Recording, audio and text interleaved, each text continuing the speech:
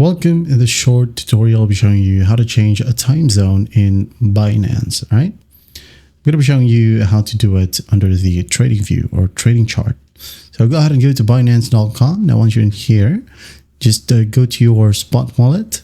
Okay. Click on your spot. Now, wait for it to load, of course. And once it loads, maybe I'm just going to go ahead and trade with Solana right here. So I'm going to go ahead and click on trade. Okay. Now here we have the trading view. So what we're going to do in here is just go ahead and go to the top right.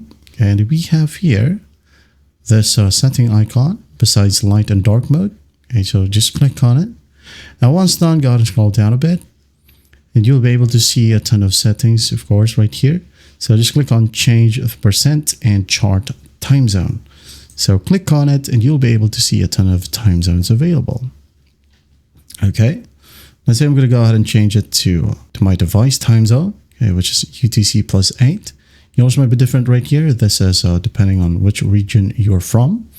Okay, and now I'm going to click on X. So as you can see here, the moment we change the time zone, the graph right here changes as well, or the chart.